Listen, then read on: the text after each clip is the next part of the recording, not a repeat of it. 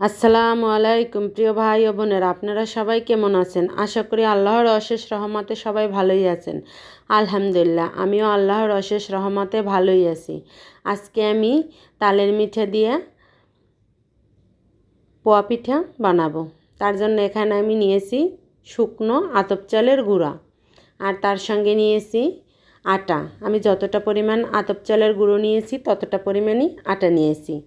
আটা আর আতপ চালের গুঁড়ো আমি চেলে নিয়েছি। এখন দুইটা ভালো করে হাতের সাহায্যে মিশিয়ে নেব। আজকে প্রথমেই বলে দিচ্ছি, আমার অনেক আপুরাই আমাকে এখন আর বিশ্বাস করছে না। আমি যে সবসময় লাইক দিয়ে ফুল ভিডিও দেখি, এটা যে এখন আর লিখি না, তার জন্য কিন্তু অনেক আপুরাই আমাকে বিশ্বাস করছে না। আসলে তোমরাও তো লিখো না আপু, তার মানে কি তোমাদেরকে আমি অবিশ্বাস করব যে তোমরা আমার ভিডিও দেখো না অথবা লাইকও দাও না? কেউই তো লেখে না, শুধু আমি লিখতাম, এটা আমার মনের শান্তি ছিল। কিন্তু এখন লিখলে যে কমেন্ট লক দিয়ে দেয়, তার কারণে আমি লিখি না। আমি সবার ভিডিও কিন্তু খুব মনোযোগ সহকারে দেখি, আর প্রত্যেকটা সব কিছু লিখতে মন চায় যে কি বলো, কি কাজ করো, কিন্তু এত কিছু তো লেখা যায় না। কিন্তু অনেক আপুরাই আমাকে অবিশ্বাস করে। প্লিজ অবিশ্বাস করো না। কমেন্ট, শুধু কমেন্টের কারণে কিন্তু মানুষ কখনো চেঞ্জ হয়ে যায় না। মানুষ কিন্তু একজনই থাকে।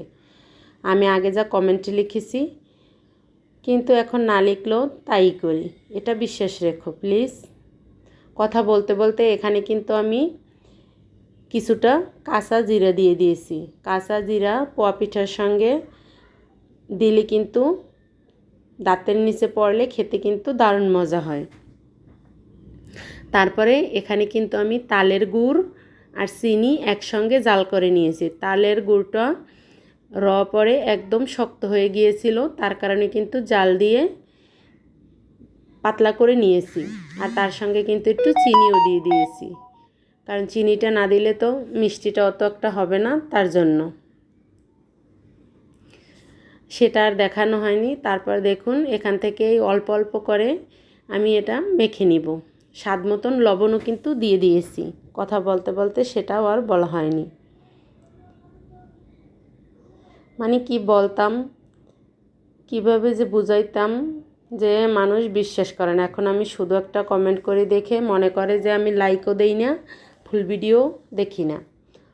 অনেক আপুরাই তো লাইকের সংখ্যাও লিখে না, কমেন্টও ফুল ভিডিও দেখেছি তাও লিখে না। তার মানে কি আমি অবিশ্বাস করব যে তারা আমার ভিডিও দেখে না? আমি বুঝতে পারি না তোমাদেরকে কিভাবে বুঝাবো আপু, প্লিজ তোমরা আমাকে বিশ্বাস করো। তারপর দেখুন, মিঠাই দিয়ে কিন্তু মেখে এখানে আমি ওই মিঠাইয়ের বাটি ধুয়েই পানি দিয়ে দেব। যতটুক লাগে অতটুক পানি দিয়ে আমি অল্প অল্প করে, একসঙ্গে দিব না, অল্প অল্প করে পানি দিয়ে একটা ব্যাটার তৈরি করে নিব। আর যেহেতু এটা শুকনো চালের গুঁড়ি, তার কারণে কিন্তু আমি এটা রেস্টে রেখে দিব। এখানে আমি এটা আধা ঘন্টা রেস্টে রেখে দিব। এটা আপাতত এখন এভাবেই গুলে নিয়েছি। আধা ঘন্টা রেস্টে রাখার পরে চলে আসছি। চলে এলাম আধা ঘন্টা পরে। এখন কিন্তু মূল টিপস, যেই টিপসটা ফলো করলে একটা পিঠাও মিস হবে না। প্রত্যেকটা পিঠা ফুলকো ফুলকো হবে আর ভিতরে কাঁচাও থাকবে না। এখানে আমি একটা পাতিলে একটু পানি দিয়ে এখানে আমি একটু ব্যাটার নিলাম, নিয়ে কিন্তু এটা অনবরত নাড়তে নাড়তে একটা কাইয়ের মতন তৈরি করব। এটা হচ্ছে মূল টিপস। এই টিপসটা ফলো করলে একটা পিঠাও কিন্তু কাঁচা থাকবে না। এই দেখুন, এরকমের পর্যায়ে করে নিয়েছি। এখন এটা গরম গরম কিন্তু এই ব্যাটারের ভিতরে ঢেলে ভালো করে মিশিয়ে নিতে হবে, যাতে একদমই কোনো দলাদার ভাব না থাকে। কোনো দলাদার ভাব থাকলে কিন্তু পিঠা ভালো হবে না। ভালো করে হাতের সাহায্যে এটা আমি এখন মিশিয়ে নেব, একদম দলাদার ভাব যাতে না থাকে। আর এইভাবে বানালে যারা নতুন তারাও কিন্তু একদমই ফেল করবে না, নো ফেল পিঠা। এই টিপসগুলো ফলো করে বানালে, সে হোক শুকনো চালের গুঁড়া বা ভিজা চালের গুঁড়া, যেটা দিয়ে বানাবে সেটা দিয়েই কিন্তু পিঠা একদম পারফেক্ট হবে।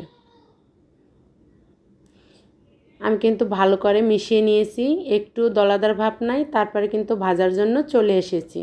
এখানে একটা কড়াইতে তেল গরম করতে দিয়েছি। তেলটা গরম হয়ে যাওয়ার পর আমি ব্যাটারটা একটা মগে ভরে নিয়েছি, এই মগ থেকেই দিব। আর অল্প একটু ব্যাটার দিয়ে চেক করে নিয়েছিলাম যে তেলটা পারফেক্ট গরম হয়েছে কি না। তারপর কিন্তু আমি পিঠা ভাজবার জন্য দিয়ে দিয়েছি। দেখুন মাশাআল্লাহ, প্রথম পিঠাটাই কতটা ফুলকো হয়েছে। এভাবে কিন্তু সবগুলো পিঠেই একদম ফুলকো ফুলকো হবে। এই টিপসগুলো ফলো করলে নো ফেল, একদম ফেল হবে না। আর মগ দিয়ে ব্যাটার দিতে গেলে অবশ্যই খেয়াল রাখতে হবে ব্যাটারটা সম্পূর্ণ মাঝ বরাবর দিতে হবে, নয়তো কিন্তু বেঁকা হবে পিঠা। এই যে আমার এটা হয়েছিল, একদম মাঝ বরাবর দিলে কিন্তু এইভাবে পিঠাগুলো ফুলকো ফুলকো হবে। পিঠা বানাতে গেলে পিঠা যদি ভালো না হয় তাহলে কিন্তু ভাজতে ভালো লাগে না। আর আমার নতুন পুরাতন সকল বন্ধুদেরকে জানাই অন্তরের অন্তঃস্থল থেকে অসংখ্য অসংখ্য ধন্যবাদ ও অনেক অনেক ভালোবাসা আমার পাশে থাকার জন্য। এভাবেই কিন্তু আমি সবগুলো পিঠা বানিয়ে নিব। আর আমার ভিডিওটা যদি কোনো নতুন বন্ধুদের কাছে ভালো লেগে থাকে, চাইলেই আমার চ্যানেলটা সাবস্ক্রাইব করে পাশে থাকা অল বাটনটি বাজিয়ে রেখে দিতে পারেন। আমি কোনো ভিডিও ছাড়ার সঙ্গে সঙ্গে আপনাদের কাছে নোটিফিকেশন চলে যাবে। আর দেখুন মাশাআল্লাহ পিঠেগুলো কতটা ফুলকো হয়েছে, আর ভিতরে কিন্তু একদম